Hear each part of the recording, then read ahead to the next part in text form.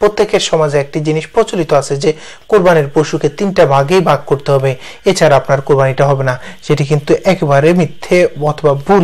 আপনি যদি দিতে পারেন সেটি আলহামদুলিল্লাহ, তবে না আমাকে দিতেই হবে নাহলে আমার কোরবানি হবে না, সেটি আমাদের ভুল। কারণ আপনার সামর্থ্যের মধ্যে আপনি কোরবানিটা দিয়েছেন, দেখা যায় 3টা ভাগ করলে দেখা যায় আপনার খাওয়ার লোকজন, আপনার জেনারেশন, আপনার ফ্যামিলির লোকজন বেশি, সেক্ষেত্রে আপনি যদি 3টা ভাগ করেন আপনি সুন্দরভাবে একটা আপনি খেতে পারবেন না, এক লোকমা আপনার খাওয়ার মধ্যে জুটবে না।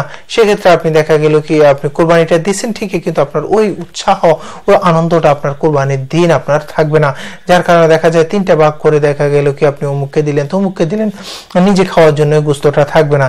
এই জন্য আপনার রাসূল সাল্লাল্লাহু আলাইহি সাল্লাম বলেন যে তোমাদের স্বার্থের মধ্যে সর্বোচ্চটা দিয়ে তোমরা কোরবানি দাও, আর কোরবানির গোস্ত তুমি নিজে খাও, তোমার আত্মীয় স্বজন, গরিব, এতিম, মিসকিন সমস্ত সবাইকে আপনি খাওয়ান। তবে 3টা ভাগে যে আপনাকে কোরবানি দিতে হবে এটি সম্পূর্ণ ভুল।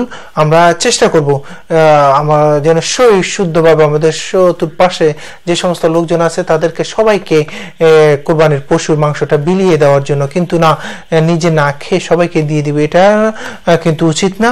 আমি নিজের জন্য খাবো, আমাদের ফ্যামিলির আত্মীয় স্বজন, আমার পাড়া প্রতিবেশী, আমার সবাইকে আমি গরিব, এতিম, মিসকিন সবাইকে আমরা কোরবানির পশুর মাংসগুলো আমরা বিলাবো। তবে 3 ভাগে ভাগ করতে হবে, এটি কিন্তু উচিত না।